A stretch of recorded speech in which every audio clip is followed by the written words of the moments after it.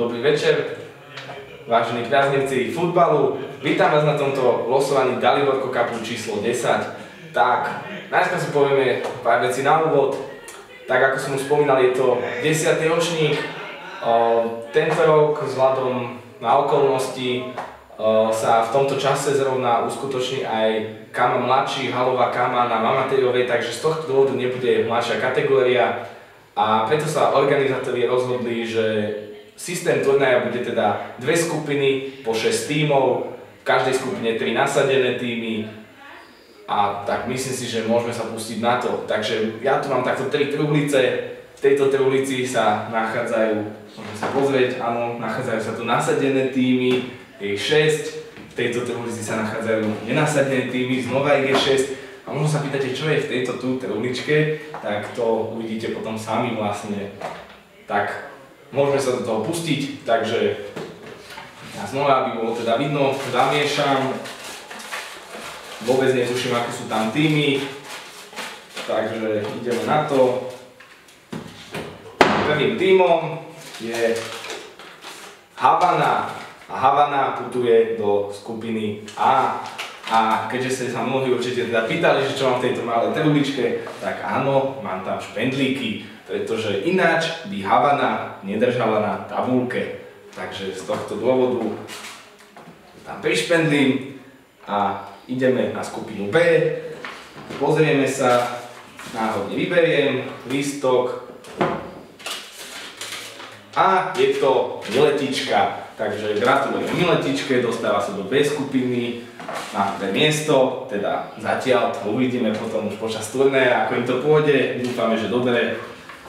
Tak, Miletička je tu. Vraciame sa do skupiny A. Áno, je to FC Sandokartón, takže to bude veľmi napínavý súboj. Myslím, že obidva týmy sa už v minulosti stretli, dokonca viackrát, takže veľmi budeme fandiť. Dúfame, že to bude veľmi pekný futbal.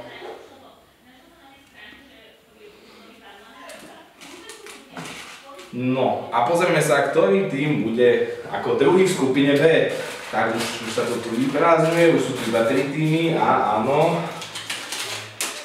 Ja už to viem a je to Vitočto, takže opäť bude krásne derby s Miletičkou, takže znova sa máme na čo tešiť. Veľká radosť. Myslím si, že určite si majú čo po toľkých rokoch povedať. Veľké nadšenie určite. Tak uvidíme, ako to teda dopadne. Vraciame sa do skupiny A. Tak, čo to?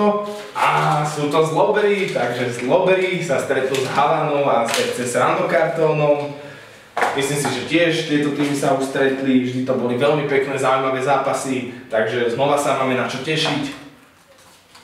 A tým pádom posledným tímom ako tretím do skupiny B bude Rodis, takže Rodis prichádza sem na toto miesto. Dúfame, že sa im bude dariť tak ako minulé ročníky a ukážu, čo v nich je. No, tak táto truhlica je teda prázdna, vybavená. Presúvame sa na ďalšiu truhlicu, teda na týmy nenasadené. Takže vidíme, je ich tu 6, truhlica je síce menšia, hej, ale to nám nejako nevadí.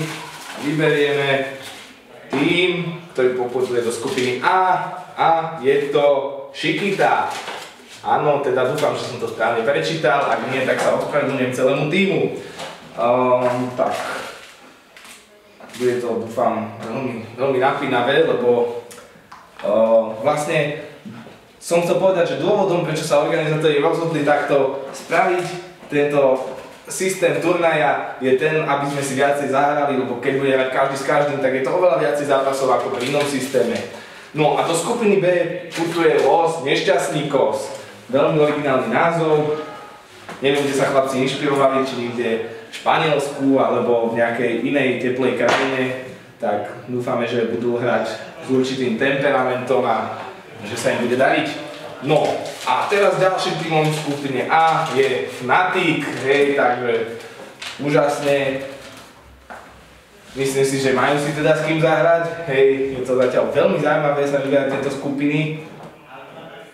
No, a koho to tu máme? Teraz tu máme do skupiny B, poputuje Udiči, dvomi U.